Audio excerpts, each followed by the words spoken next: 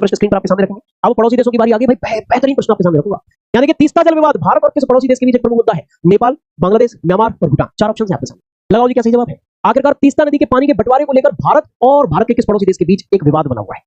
आप सबका आंसर मेरे सामने आ चुका। ऑप्शन नंबर बी लगा रहे हो आप, बिल्कुल सही जवाब है भाई, बिल्कुल ही सही जवाब है। तीस्ता सिक्किम से निकलती है और बांग्लादेश में जाकर ब्रह्मपुत्र नदी से मिल जाती है। इस नदी के पानी के बंटवारे को लेकर भारत और पाकिस्तान में विवाद है। ठीक है जी, क्या बंटवारे को लेकर भारत और बांग्लादेश में विवाद है।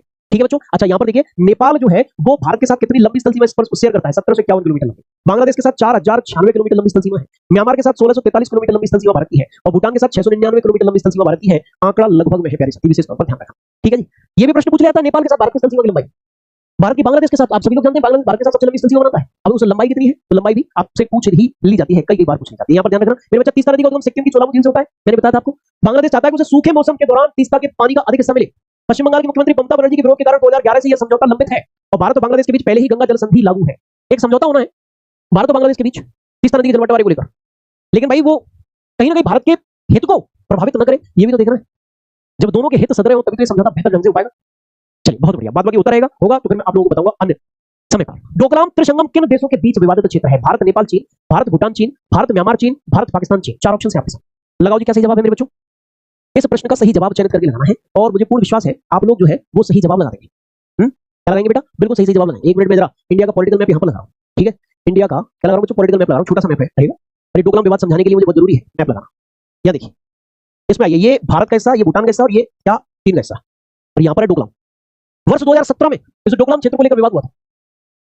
भूटान ने अनुग्रह किया भारतीय सेना से कि भाई हमारी मदद करो। भारतीय सेना तुरंत पूछ गई, क्यों पूछ गई? क्या इतना भारत का भारत का हित था कि अगर ये चीन इस भूटान के क्षेत्र को ऑक्यूपाई कर लेता तो हमारा जो ये सिलीगुड़ी कॉरिडोर है वहां तक पहुंच जाता, और कहीं ना कहीं उसकी मनसा नापा के इरादे वो रखने लगता। सिलीगुड़ी कॉरिडोर और सिलीगुड़ी कॉरिडोर के माध्यम से मेरे बच्चा भारत अपने पूर्वोत्तर के राज्यों से जुड़ा हुआ है ना, तो सिलीगुड़ी कॉरिडोर की सुरक्षा भविष्य में देखते हुए भारत तुरंत कूद गया था। 73 डेज, लगभग 73 डेज तक ये विवाद रहा था। फिर बाद में चीन को बैकफुट पर आना पड़ा था क्योंकि भारतीय सेना बिल्कुल अड़िग मोड पे खड़ी थी कि भैया इस क्षेत्र को कब्जा नहीं देंगे तुम्हें। भारत नहीं होता तो शायद आज ऐसा मेरे बच्चा किसके पास नहीं होता? भूटान के पास नहीं होता। भूटान हमारा मित्र है और हम जैसे मित्रता निभाते पूरे मन से निभाते हैं। ये चीज का क्या है मेरे बच्चों, ध्यान रखना। ठीक है जी, राइट आंसर भारत भूटान चीन करेक्ट आंसर है। अगला प्रश्न आपके सामने रखेंगे और अगला प्रश्न है क्या कि भारत का कौन सा राज्य तीन तरफ से बांग्लादेश से घिरा हुआ है? मेघालय, त्रिपुरा, मिजोरम और असम। चार ऑप्शन है आपके सामने, राइट आंसर लगाइए क्या सही जवाब है। जी जी जी जी जी, जल्दी जल्दी जल्दी राइट आंसर लगाना है भाई। वाह, आपके द्वारा राइट आंसर लगाना है जल्दी से। अच्छा एक चीज और ध्यान रखना, डोकलाम के बारे में कुछ महत्वपूर्ण जानकारी दी गई है। 2017 में डोकलाम में भारत और चीन की सेनाओं के बीच 73 दिनों तक गतिरोध चला था।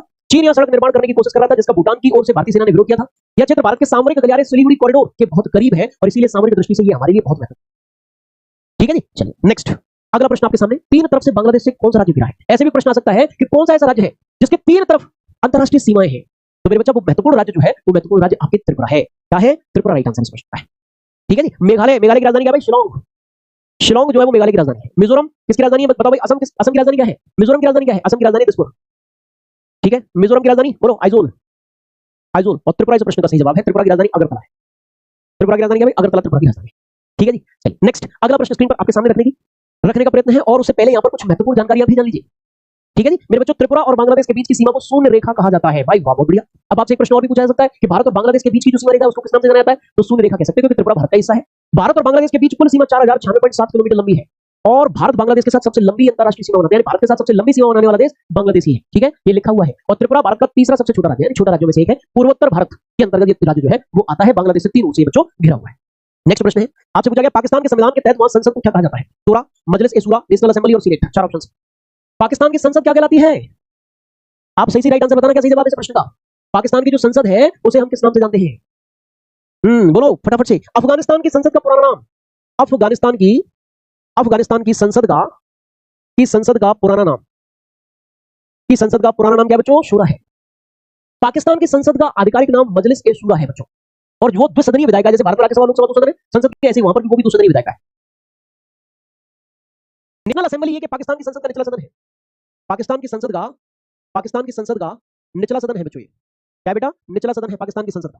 बोलो क्लियर है? और सीनेट की अगर हम चर्चा करें, क्या सीनेट की चर्चा करें तो उसके उच्च सदन को सीनेट कहा जाता है। पाकिस्तान की संसद के उच्च सदन। ठीक है जी, पाकिस्तान की संसद का उच्च सदन है।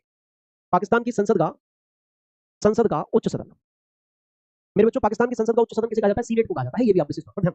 नेक्स्ट अगला प्रश्न स्क्रीन पर आपके सामने, मेरे बच्चा बताओ काला पानी, लिम्पियाधुरा और लिपुलेख सीमा विवाद भारत और किस देश के बीच है? बोलो जी। चीन, नेपाल, भूटान और पाकिस्तान। चार ऑप्शन है। अभी बहुत ज्यादा फेमस मामला चल रहा है।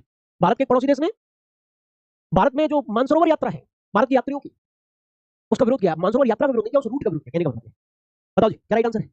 मेरे बच्चे नेपाल सही जवाब है। एक्चुअल में क्या है, केपी शर्मा ओली जी की सरकार थी 2020 में, और वो चीन के आपकी कठपुतली हुआ करते थे।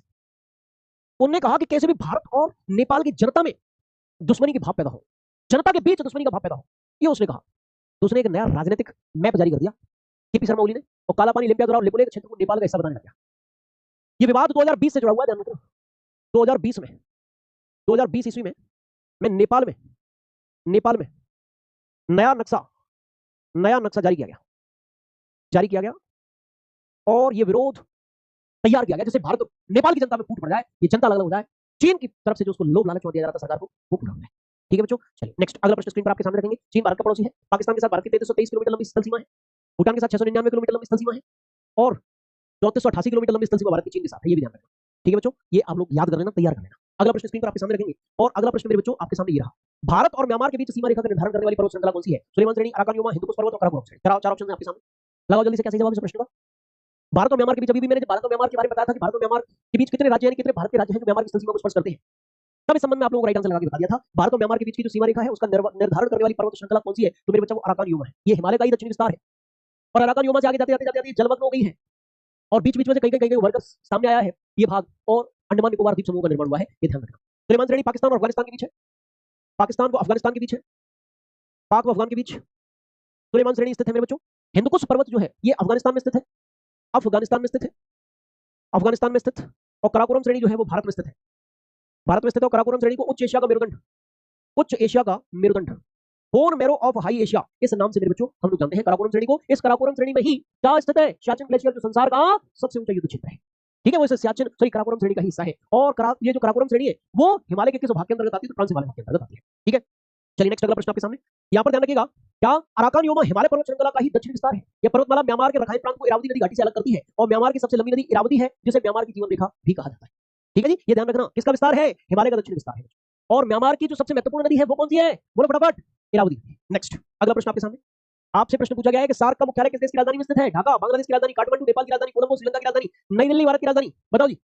Shark, South Asian Association for Regional Corporation, दक्षिण एशियाई क्षेत्रीय सहयोग संगठन, शार्क है ना। शार्क का फुल फॉर्म क्या है? शार्क का फुल फॉर्म है मेरे बच्चों दक्षिण एशियाई क्षेत्रीय सहयोग संगठन, क्षेत्रीय सहयोग संगठन।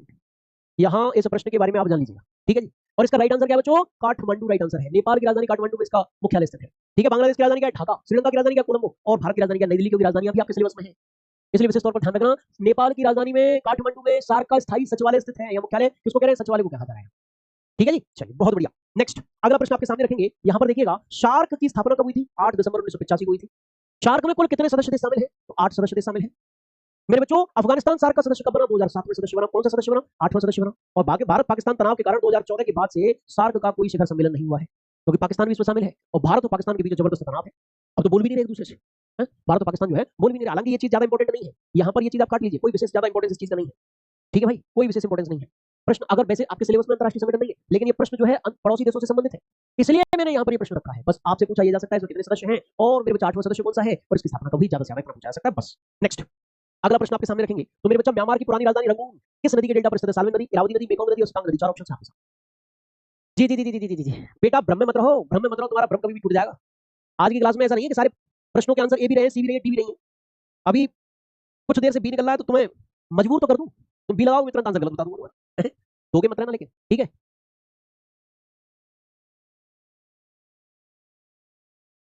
भाई वाह, धोखे का शिकार बिल्कुल ना हो। हालांकि राइट आंसर एक बार फिर से इरावदी नदी है। म्यांमार की सबसे महत्वपूर्ण नदी इरावदी नदी है।